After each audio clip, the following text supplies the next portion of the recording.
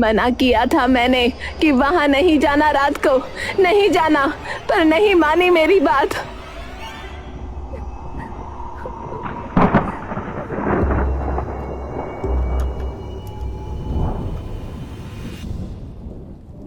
वंश अपनी बहन वाणी की तरफ देखता है। वाणी बिस्तर के सिरहाने से सिर टिकाए एकदम चुपचाप बिखरी हुई सी बैठी होती है। वंश आकर वाणी के बगल में बैठ जाता है और उसके कंधे पर हाथ रखकर सामने फोटो की तरफ देखने लगता है। पहले माँ और अब हमारा बाप भी हमसे छीन लिया।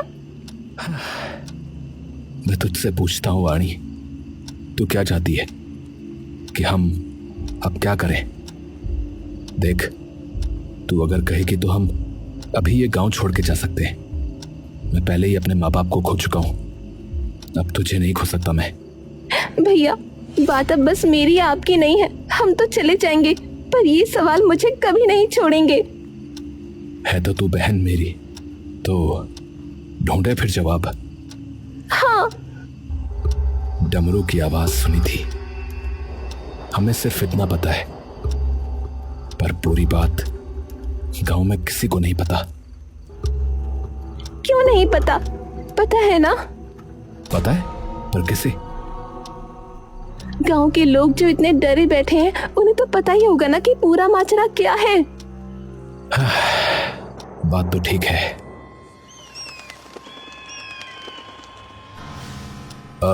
काका नमस्कार।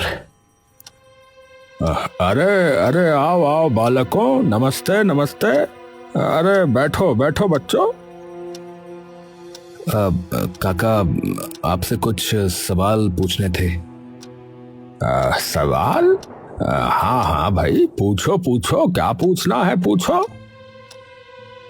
हुआ क्या था?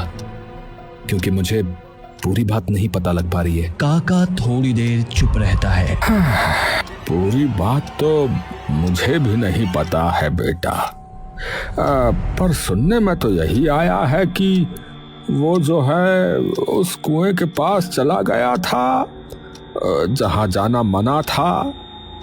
फिर उसे वो आवाज सुनाई दी होगी शायद, और बस फिर तो कुछ लोगों को अगले दिन उस कुएं के पास पूरा पानी से भीगा हुआ वो मिला। तो आपको उस कुएं के बारे में कुछ पता है? अब नहीं बिटिया, उसको तो ना देखने की और ना उसके बारे में जानने की कभी हिम्मत हुई। हाँ। अच्छा। ठीक है काका, प्रणाम। वंश और वाणी पूरे गांव में सभी से पूछताछ करते हैं, पर किसी को भी पूरी बात पता नहीं थी। पूरे गांव से पूछ लिया, पर किसी को कुछ नहीं पता। फिर कैसे होगा अब? कस्तूरी अम्मा, अरे उन्हें कैसे भूल गए? सबसे पुरानी तो वही है इस गांव में। यहाँ उन्हें पक्का कुछ ना कुछ तो पता ही होगा। हाँ, ये बात तो ठीक है। उन्हीं की झोपड़ी में चलते हैं फिर, चलो। वाणी और वंश दोनों कस्तूरी अम्मा की झोपड़ी पर चले जाते हैं। अंदर जा भी सकते हैं नहीं? अच्छा तुम हो? अम्मा अंदर आ सकते हैं क्या? आओ।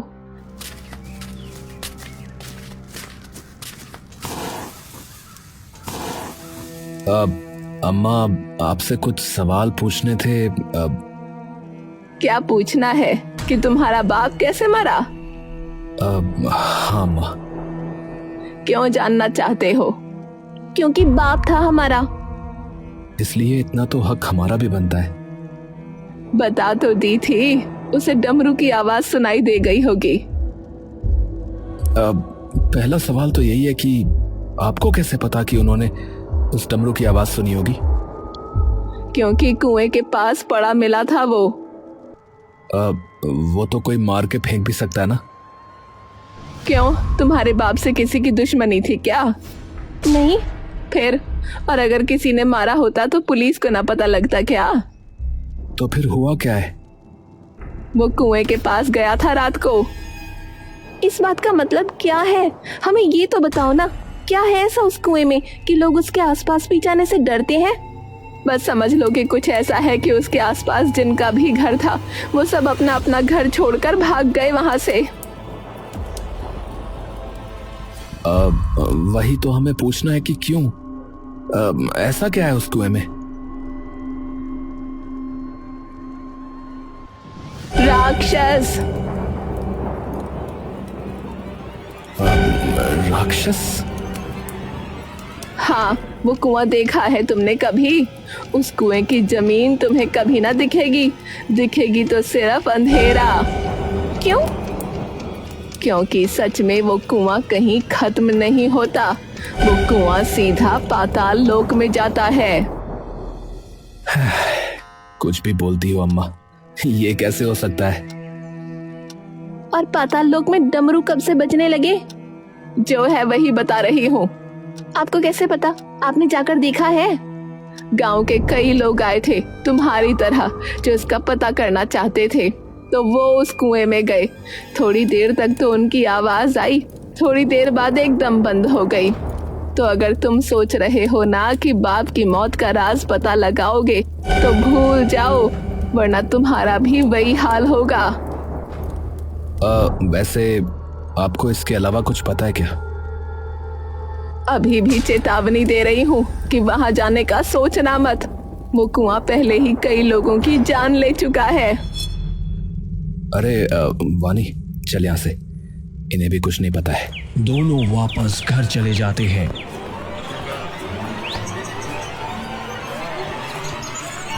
वानी कमरे में बैठी अपना सितार बजा रही होती है। अरे चाचा, आप?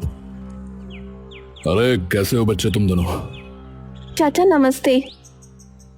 नमस्ते मेरी बच्ची। भाई वाह, बहुत ही सुंदर बजाया तुमने सितार। शुक्रिया चाचा। अरे अंदर आइए ना चाचा। तुम्हारे पापा के कपड़ों में हमें एक खत मिला बेटा। हाँ, वैसे बानी बेटा, तुम ये बांसुरी भी बजा लेती हो क्या सितार के साथ साथ? है? हाँ चाचू। अरे तो थोड़ी सी बजा के हमें भी सुनाओ। ठीक है चाचू।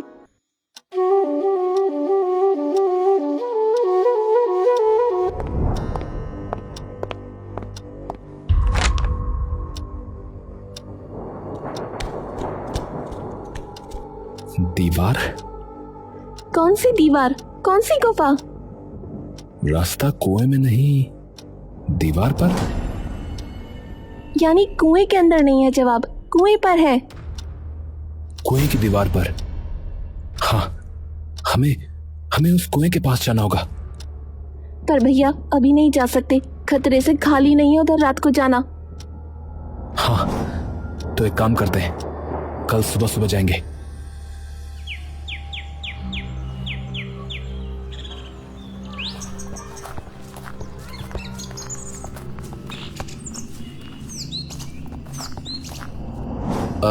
देखो, ज्यादा पास नहीं जाना वाणी, कुछ भी हो सकता है। भैया यहाँ देखो, ये कैसे निशान है? एक काम करते हैं, इसे लिख लेते हैं, शायद आगे काम आ जाए। पर है क्या ये? दीवार पर रास्ता है जो पापा ने लिखा था। हाँ, डमरू एक बार बजा तो सीधा, और 3 बार बजा तो दाएं, और 4 बार बजा तो बाएं। पर हमें कैसे पता लगेगा कि मुड़ना कहाँ है? शायद मोड़ अपने आप ही हमें दिख जाए। कुछ जोखिम तो हमें भी उठाना पड़ेगा ना भैया। वंश फटाफट से कलम कागज लेकर और डमरू की ताल सुन सुनकर पूरा रास्ता लिख लेता है। चल। वंश और वाणी रास्ता देख देख कर आगे निकल जाते हैं और जंगल में जा घुसते हैं।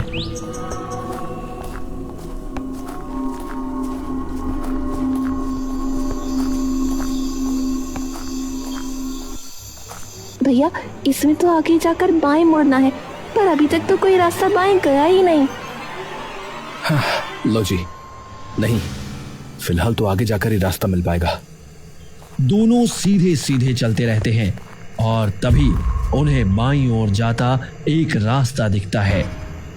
मिल गया। वंश वाणी का हाथ पकड़कर बाईं ओर मुड़ जाता है। दोनों धीरे धीरे रास्ता पार कर उस छुपी हुई गुफा के सामने पहुंच जाते हैं। गुफा के आसपास काई जमा होती है और उस पर कई सारे जाले लगे होते हैं, लेकिन जालों के बीच में एक जगह बनी हुई होती है, जैसे कोई उन्हें हटाकर गुफा के अंदर गया हो। पापा जरूर अंदर गए होंगे, तभी यहाँ जगह बनी हुई है। पर पापा हमें छोड़कर क्यों चले गए? ऐसा क्या था? अरे पापा पुलिस में थे यार, उन्होंने न कभी कुछ गलत होते हुए सहा, न उनसे कभी कुछ गलत होते हुए देखा गया। तो जिस कुएं की वजह से गांव में इतनी मौतें हुई हों, तो बताओ वे कुछ क्यों नहीं करेंगे? वाणी चुपचाप वंश की ओर देखती रहती है। चलिए ना अंदर चल के देखते हैं। रुक, पहले मशाल जला लेते हैं, अंदर अंधेरा होगा ना। दोनों हाथ में मशाल लिए गुफा के अंदर घुस जाते हैं। दोनों आसपास देखते हैं, लेकिन कुछ नहीं होता। कई देर तक दोनों सीधे ही चलते रहते हैं कि तभी उन्हें एक औरत की आवाज आती है। जाओ। दोनों भाई बहन अचानक से पीछे मुड़कर देखते हैं। ये कौन था? पता नहीं, पर तू जल्दी जल्दी चल। फिर से उसी औरत की आवाज उन्हें आती है। जाओ मैंने कहा। एक हवा का झोंका वंश और वाणी के मुंह पर आकर लगता है। आप कौन है? आप कौन है?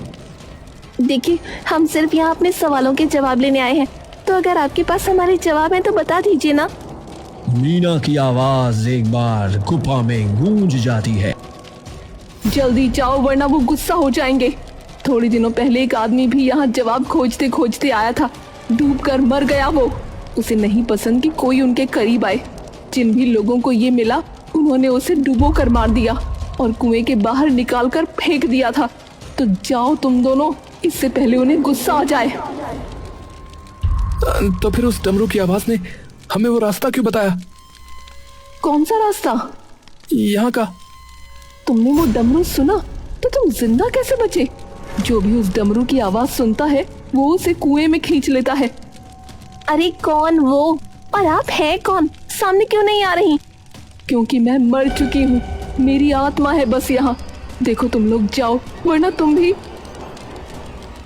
देखो वो जो आए थे वो हमारे पापा थे, तो हम नहीं जाने वाले। हाँ देखो, उस कुएं या जो भी कोई उसमें है वो हमारे गांव के कई लोगों की जान ले चुका है, और हम अब की बार तो इसे रोकेंगे। हाँ, नहीं तो फिर हम भी मर ही जाएंगे। हाँ, क्योंकि अब तो कोई बचा भी नहीं हमारा। माँ बचपन में चली गई और पापा अब, और हम नहीं चाहते कि जो हमारे साथ हुआ वो किसी और के भी साथ हो। कुछ देर तक कोई आवाज नहीं होती। गई क्या? यही हूँ।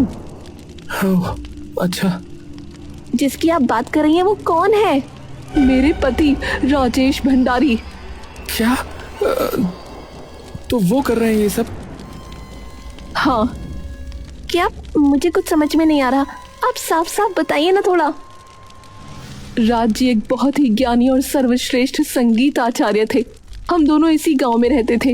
वो सभी संगीत के वाद्य बजाना जानते थे। उनके सुरों में, उनके तान में, उनके रागों में इतनी ताकत थी कि उससे कभी बारिश आ जाती, कभी बादल गरज जाते। जो भी सुनता वो मंत्र मुग्ध हो जाता। मुझे भी उनसे प्यार हुआ उनका सितार सुनकर। जब पहली बार सुना तो ऐसा लगा जैसे स्वयं देवी सरस्वती उनके मन में वास करती हूँ। उन्हें प्यार हुआ जब पहली बार उन्होंने मुझे राग यमन बजाते सुना बांसुरी पर। कुछ ही सालों में हमारी शादी हो गई, लेकिन गांव में एक और लड़का था, मन से लोभी और दिमाग से खोखला। उसे भी मैं पसंद थी। तो जब मेरी शादी हुई तो उससे शादी बर्दाश्त ना हुआ। तो जब एक दिन राज जी घर पर नहीं थे तो उसने अपने कुछ दोस्तों के साथ मिलकर मेरा अपहरण कर लिया और मुझे जंगल में ले गया। मुझे आज भी याद है कि मुझे जलाने से पहले उस लड़के ने मुझसे क्या कहा था, सिर्फ मुझसे शादी करनी चाहिए थी तुम्हें। जब आत्मा के रूप में आई तो सिर्फ इतना देखा कि राजेश जी मेरे जले हुए शरीर को अपनी गोद में लिए इस गुफा में बैठे हुए हैं और जोर जोर से चीख कर रो रहे हैं। धीरे धीरे उनका दर्द, उनकी पीड़ा ऐसे क्रोध में बदल गई जिसका भुगतान पूरे गांव को करना पड़ा। उस रात उन्होंने अपने हाथ में डमरू लिया। उस डमरू की हर ताल में सिर्फ भीषणता थी। इतने आक्रोश और क्रोध से उस दिन उन्होंने वो डमरू बजाया कि उसकी गर्जन से बादल भी फट पड़े। पूरा गांव भूकंप से तहस नहस हो गया। वो मंजर इतना भयानक और रूह कपा देने वाला था कि मानो शिव ने फिर से सती के प्राण जाने पर भैरव का रूप धारण कर लिया हो। मैं खूब चिल्लाई लेकिन मेरी एक आवाज नहीं सुनी। पूरा गांव मिट्टी में मिल गया। और आपके पति का क्या हुआ? वो भी उसी हादसे में डूब गए, पर उनकी आत्मा वो उसी डमरू में फंसी रह गई। वो अभी भी इस गांव के लोगों से नाराज है। तो तुम जाओ। वाणी थोड़ी देर तक नीचे सिर झुकाए कुछ सोचती रहती है और फिर धीरे से ऊपर की ओर देखती है। उनकी आत्मा को मुक्ति नहीं मिल पा रही है। वो अभी भी अपनी पत्नी, जिससे उन्होंने शायद सबसे ज्यादा प्यार किया, उसके चले जाने के दुख में है। तो अगर आप उनसे बात कर लें तो शायद वो शांत हो जाए। कोई आवाज नहीं आती। मैंने बहुत कोशिश की पर वो मुझे उस डमरू के अंदर से सुन नहीं पा रहे हैं और ना ही देख पा रहे हैं। तो वो डमरू कहाँ पर है? मैं बता तो दूंगी पर तुम कभी उस जगह तक नहीं पहुंच पाओगे। पहले ही यहाँ बाढ़ आ जाएगी और तुम्हें डुबो देगी। मैंने देखा है उनके गुस्से से कोई नहीं बचा आज तक। वो पहले भी ऐसे ही थे। जब उन्हें गुस्सा आता था ना तो मेरे अलावा उन्हें कोई शांत नहीं कर पाता था। कभी बांसुरी बजाकर तो कभी प्यार से समझाकर उन्हें मनाती थी। मिल गया जवाब। भैया आप यहीं रुको, मैं बस अभी थोड़ी देर में आती हूँ। क्या हुआ? कहाँ जा रही हो तुम? भरोसा करो। हाँ ठीक है। वाणी दौड़ती हुई गुफा से बाहर निकल जाती है। ये कहाँ गई? पता नहीं। थोड़ी देर बाद वाणी वापस लौट आती है और वंश का हाथ पकड़कर आगे बढ़ने लगती है। चलो। अरे पर मैं कह रही हूँ ना कुछ नहीं होगा, चलो। नहीं वहाँ मत जाओ, आप बस हमारे साथ रहो। वाणी और वंश धीरे धीरे आगे बढ़ने लगते हैं। तभी उन्हें पानी की आवाज बहुत जोर से अपनी तरफ बढ़ते हुए सुनाई देती है। वंश वाणी का हाथ पकड़कर वापस खींचने की कोशिश करता है लेकिन वो नहीं रुकती। डरो मत भैया, चलते रहो। अरे तू पागल है क्या? अरे मर जाएंगे यार। तभी पानी की बड़ी सी लहर उन्हें अपनी तरफ तेजी से आती हुई दिखती है। वाणी वंश का हाथ छोड़ देती है। अरे चल वाणी भाग। जब तक हम कुछ नहीं करेंगे तब तक ये सब यूं ही चलता रहेगा। वाणी अपनी जेब से एक बांसुरी निकालती है और बांसुरी बजाना शुरू कर देती है। पानी उनकी तरफ तेजी से बढ़ रहा होता है। अरे ये तो क्या कर रही है? अरे छोड़ बांसुरी। अरे बांसुरी क्यों बजा रही तू? तभी मीना की आवाज आती है।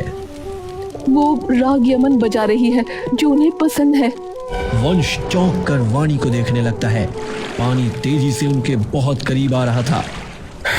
हे प्रभु रक्षा करना प्रभु। पानी तेजी से आते आते एकदम से उनके मुंह के सामने आकर रुक जाता है और वाणी बस आंखें बंद कर बांसुरी बजा रही होती है। पानी धीरे धीरे पीछे जाने लगता है। जैसे जैसे पानी पीछे जाता है सभी लोग उसके साथ साथ आगे बढ़ने लगते हैं और आखिरकार वो गुफा के बिल्कुल अंदर पहुंच जाते हैं, जहां उन्हें एक मिट्टी में काई जमा हुआ डमरू दिखता है और उसी के बगल में 2 कंकाल दिखते हैं। ये दोनों? हाँ हम ही हैं। तो अब क्या? पहले तो इन्हें बाहर लेकर जाना होगा। वंश की नजर तभी साइड की एक गहरी ढलान पर जाती है। ये ढलान कहाँ जा रही है? सीधा कुएं के अंदर।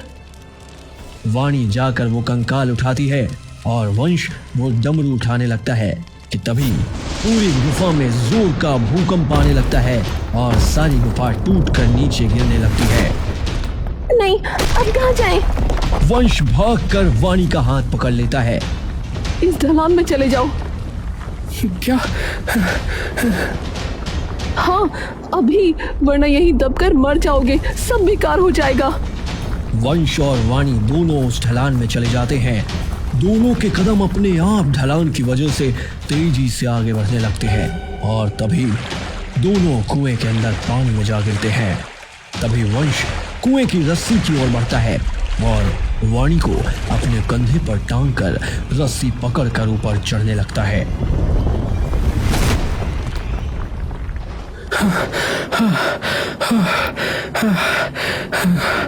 वाणी, वाणी, देखो ये डमरू अपने आप बज रहा है, देखो। डमरू एक एक करके जोर से बजता है। धरती हिलने लगती है। वंश गिरने ही वाला होता है पर वाणी आगे बढ़कर बांसुरी होठों से लगाती है। राग यमन की धुन गुफा में गूंजने लगती है। डमरू की गूंज धीरे धीरे कमजोर पड़ती है और उसके अंदर से एक तेज रोशनी निकलती है। उस रोशनी से राजेश की आत्मा सामने आती है। आंखों में दर्द और गुस्से का तूफान। वाणी बांसुरी बजाती रहती है।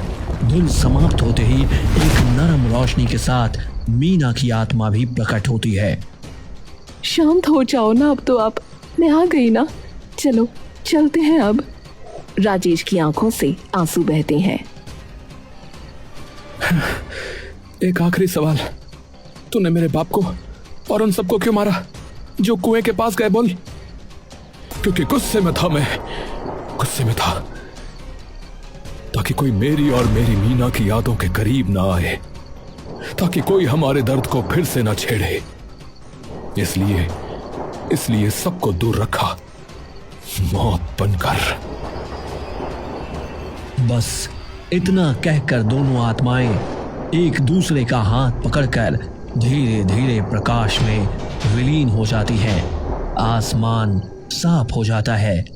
कुआं जिसमें कभी सिर्फ अंधेरा हुआ करता था, उसके पानी की स्थिरता में अब पूर्णिमा के चांद का अक्स एकदम साफ चमक रहा होता है।